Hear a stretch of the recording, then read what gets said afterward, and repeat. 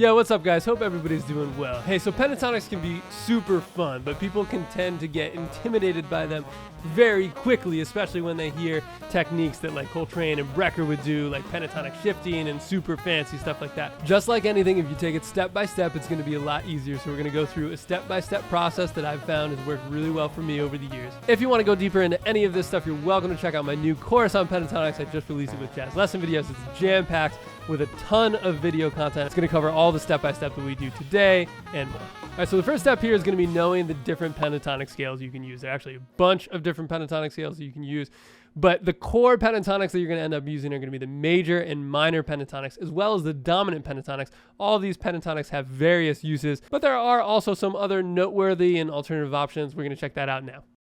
So from C major 7, you can play a C major pentatonic. That'll be C, D, E, G, A, C. So essentially compared to the major scale, it ends up being 1, 2, 3, 5, 6. And that's going to sound like this. From a C7, you can play a C dominant pentatonic. That'll be C, D, E, G, B flat, C.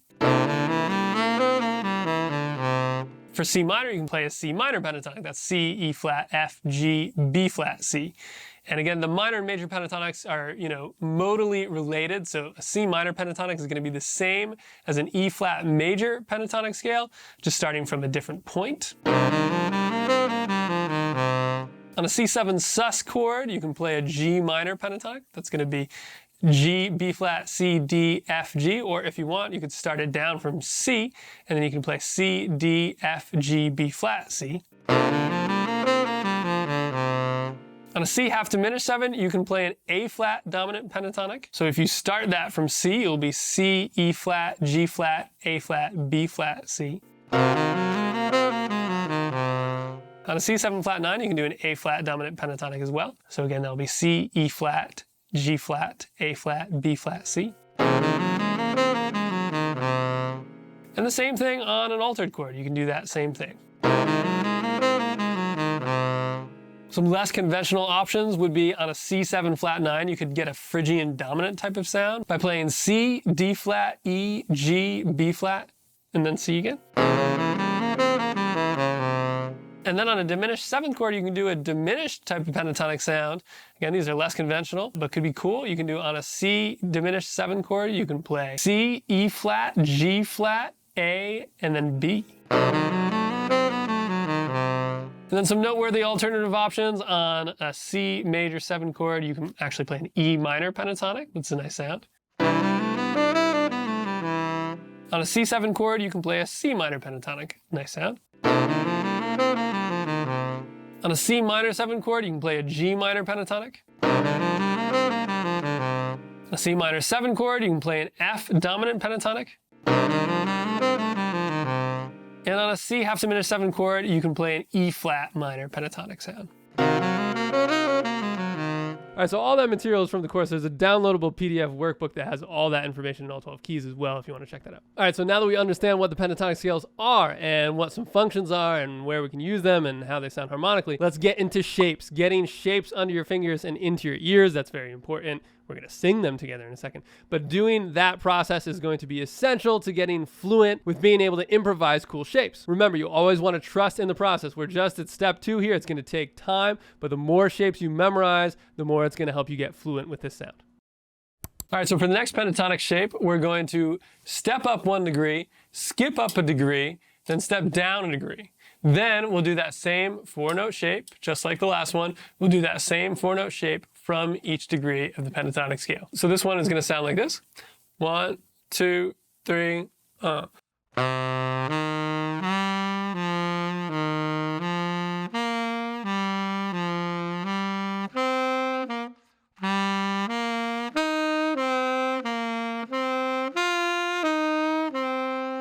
Let's sing it now.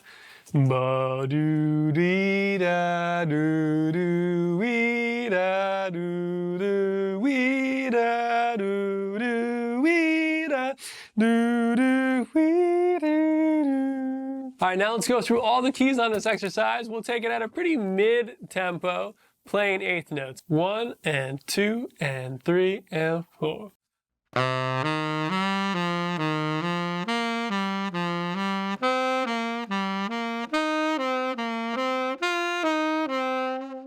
next key, 2, 3, and 4.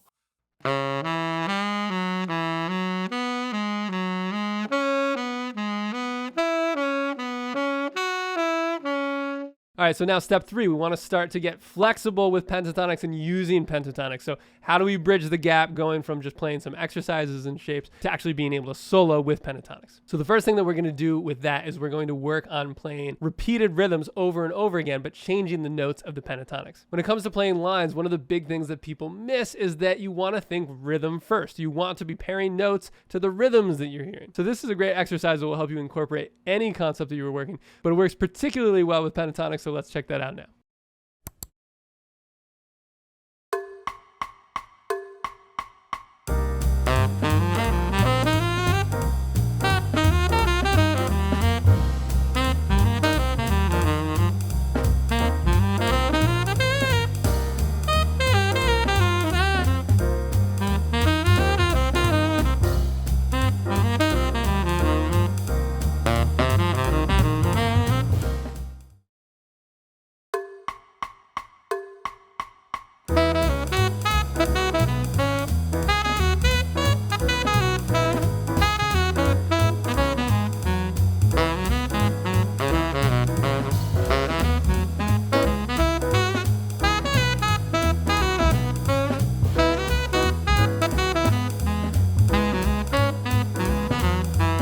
All right, so with this, you want to go through all the different keys and all the different pentatonic scales to get more comfortable and more fluid. Again, if you want a resource, I do all this with you in the course, step by step, go through all the keys, all that stuff. You get downloadable PDF workbook, all that stuff. If you want to dive deeper, it's going to be a great resource, but otherwise, let's keep on rolling. So now that you've gotten comfortable with the rhythms, what we're going to do is we're actually going to do the opposite. We're just going to play consistent eighth notes all the way through. So you can play rhythmically with it now. You're starting to make that connection between mind, ear, and instrument. Now let's get fluid to the point where we can play a stream of eighth notes consistently with all these different types of pentatonic scales. And this is where the pentatonic shapes that we were practicing earlier are really going to help us get more fluid.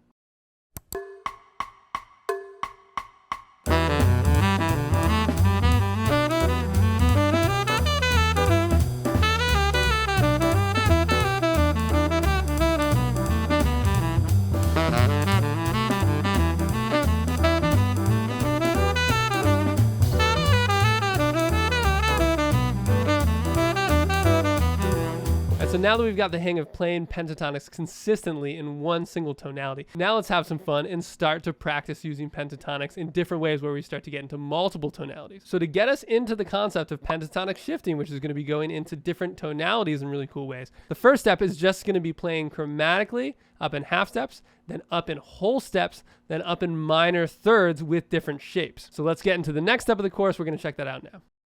So let's first start with a straightforward pentatonic shape. This is going to be alluding to one of the exercises that we did before. This shape's going to sound like this. And we're going to bring this shape up in half steps to start. 1, 2, 3,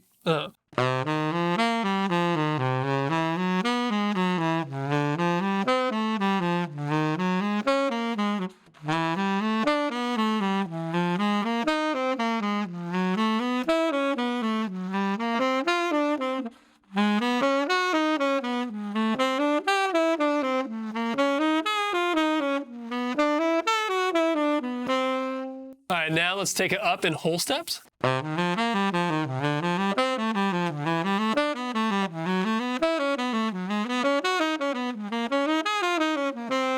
right, so now we have another possibility for that, starting on D flat. This is now going to take us through the other remaining keys. 1, 2, 3.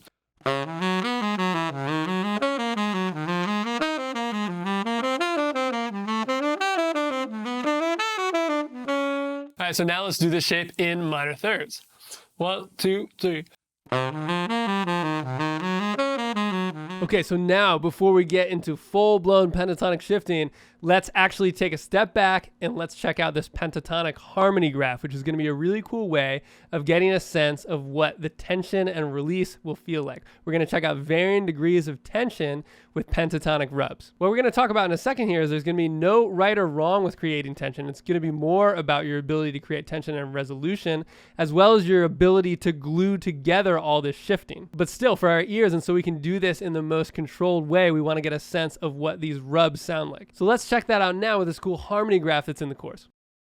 So essentially, the more notes that you have outside, the more tension it's going to create. And so the fewer common tones that you have between the pentatonic scale and the chord that you're on, the more tension it's going to create. So let's check out this cool harmony graph that we've made that gives you a sense of the different levels.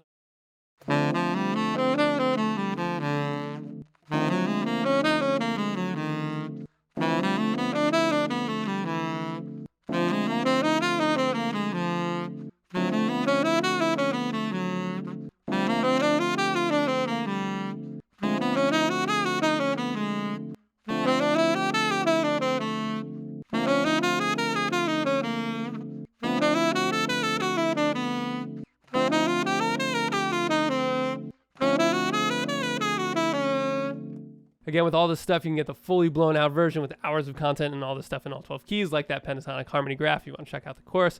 Otherwise, let's keep rolling. All right, so the first way we're going to get into pentatonic shifting, beyond the chromatic major second and minor third motions that we've already done, which is a great way to get started and a really cool exercise that's going to help you get fluid. Now we're going to get into pentatonic shifting with common tones. So with this concept, you're going to hear a really cool evolution with gradual forms of tension and release, because we're going to be using common tones to get from one scale sound to another. So for instance, if you're playing with a C minor pentatonic scale for a full measure, and then you land on beat 1 of the next bar and you land on F, F is going to be a note in the C minor pentatonic scale. But F is a note in 5 different pentatonic scales. So that means that there are going to be 4 additional pentatonic scales where you can find the note F. You're going to pick any one of those scales. So our options will be the F minor pentatonic scale, the G minor pentatonic scale, the B flat minor pentatonic scale, and the D minor pentatonic scale. So all those scales are just additional options that we can pivot to now. So for instance, we could pivot to G minor and play some notes in the G minor pentatonic scale for a measure. Then from there, we can repeat that process. Let's say we land on the next measure, on measure 3, we land on a B flat, for instance. So again, in addition from the G minor that we're coming from, we're gonna have 4 additional pentatonic scales that share that note B flat. We'll have the B flat minor pentatonic scale. We'll have the C minor pentatonic scale. We'll have the E flat minor pentatonic scale. And we'll have the F minor pentatonic scale. So those are going to be all options that we can pick from when we pivot into the next scale. And if you get the hang of doing this sound consistently, you can create a stream of cool pentatonic shifting that can sound really awesome. So we'll check out some examples of that in the course. Again, you can get more full analysis on all this stuff, deeper breakdowns in the course, as well as further PDF resources for all this stuff.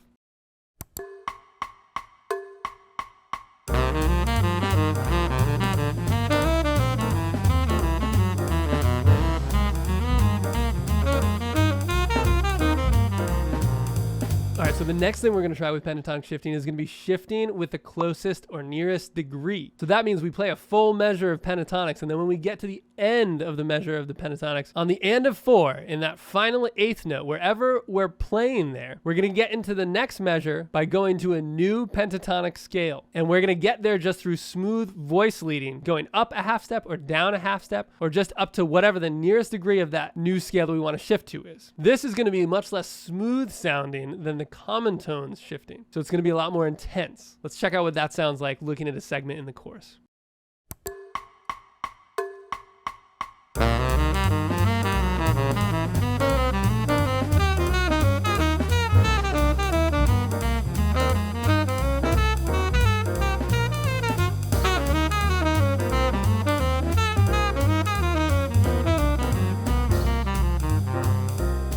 So beyond playing examples like this and memorizing some cool examples of this, one way we can really bridge the gap into our own improvisation is by doing fill-in exercises. So when you have a fill-in grid, essentially what you're given is just the first note of every measure. And if you're doing shifting with common tones, for example, what you'll have here is the first notes are already going to be given. So you're going to have those common tones laid out for you, and you're just going to be able to fill in the gaps. All right, so let's check out pentatonic shifting with common tones using these fill-in grids. Fill-in grids are going to be a really great way to bridge the gap between doing exercises with pentatonic shifting and doing your own improvisation with pentatonic shifting. So essentially what we have here is now we have the common tones are given to us bar by bar, measure by measure. We're also given the new pentatonic scale that we can use via that chord symbol above each note. So whatever chord symbol you see, we're just going to use the minor pentatonic scale that corresponds with that chord symbol. So there's no right answer with this. We can fill it in however we want. The main guideline here, though, is that we just want to be using notes from the pentatonic scale, and we want to be accurate with the rhythm. So we want to make sure that we land on beat 1 of each measure with that common tone note. And so we want to make sure we don't play too many notes or too few notes. We want to be consistent with the rhythm. So it's really going to help to tap your foot here. So let's check out an example. I'll play the exercise now.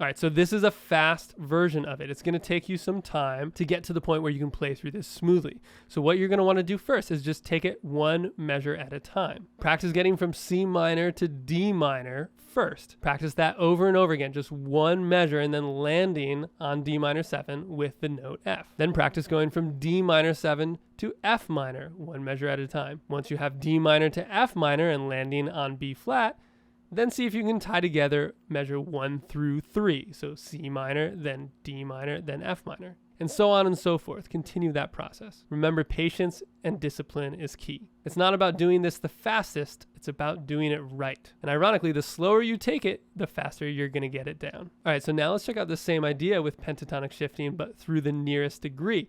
Same idea in that we're filling in here, and there's going to be no right answer except for the notes that we're given. The only difference you're going to see here is that on the and of 4, we're given 2 notes. The reason why we're given 2 notes is those are going to be our 2 options to be shifting through the nearest degree. Again, this is like pentatonic shifting with smooth voice leading. It does sound more intense though because we're not using common tones. So from measure to measure, what we're going to see here is we're going to end up using harmonic shifting that ends up being more intense by nature because of our harmonic sequences. For instance, in these first few bars, we're going to see going from C minor to E minor to F minor. And so when we go from C minor to E minor, for example, we're going to see there's only one common tone between those 2 scales. For instance, we have C, E flat, F, G, B flat, and then in E minor, we have E, G, A, B, D. So there's only that one common tone with the G. And so we're going to have a lot more of these rubs where there's fewer common tones from measure to measure. For instance, E minor to F minor, there's going to be no common tones. So we're going to have a much more intense sound by doing this exercise. So let's check out an example of my playing through. All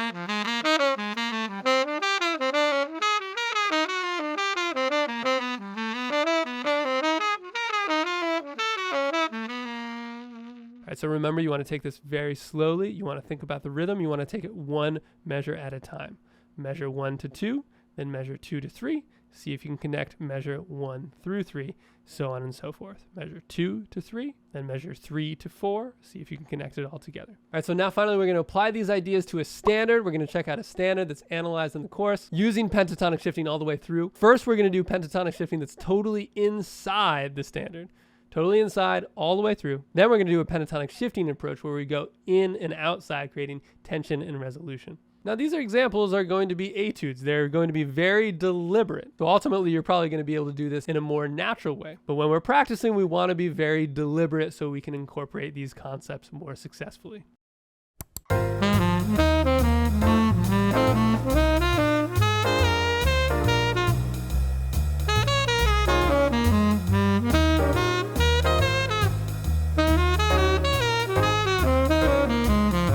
So on the A flat major 7, we've got A flat major pentatonic. F7, we've got F dominant pentatonic, and just check out the voice leading from bar to bar here, which is part of what makes it sound smooth. And we're using a lot of variation in shape here as we go from the F7 to the B flat 7. We also see smooth voice leading going from the 7 and the root of the F7 into the 3rd of the B flat 7. On the B flat minor shape, we're just playing B flat minor pentatonic going all the way down. Then we've got voice leading wrapping around the 3rd of the E flat 7. With the A flat major 7, we've got a little rest there, but we're still playing inside of that A flat major 7 sound. Then we play inside of the E flat minor 7 sound, going into the A flat 7, all just inside using those scales, the E flat minor pentatonic scale into the A flat dominant pentatonic scale.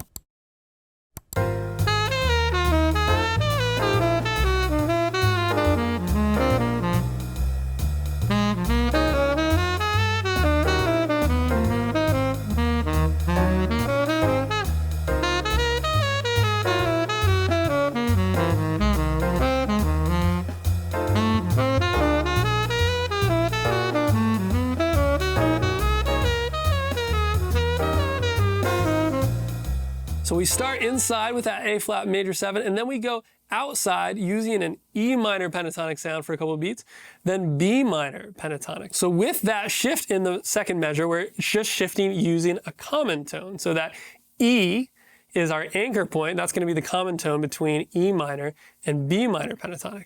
Then in the next bar, we shift using the closest degree, so that smooth voice leading from beat 1 to beat 2 on the B flat 7 to bring us back inside to the B flat dominant pentatonic sound. Then we're all inside on the second line. We just step out using that B minor pentatonic sound over that E flat 7 chord. And as you can see, we have smooth voice leading, just shifting through the closest degree there, in and out of that sound. All right, guys, thanks so much for watching. Hope you enjoyed this video. Hope you learned something from it. If you want to dive deeper, check out that course for a really elaborate resource on this concept. Again, any of you can do this. These might be somewhat complex ideas, but they're just a bunch of simple ideas put together. Slow and steady wins the race. The only reason why I've been able to find success incorporating concepts like this into my playing is because I've been patient and disciplined about it. We all start from the same square one. We all have to start really slow, measure by measure. All right, thanks for watching, guys. Hope you enjoyed this. If you haven't subscribed to the channel already, make sure to do so. Give this video a like. Leave us a comment in the comment section below. Let us know what you want us to cover next. And we'll see you guys next time. Thanks so much for watching.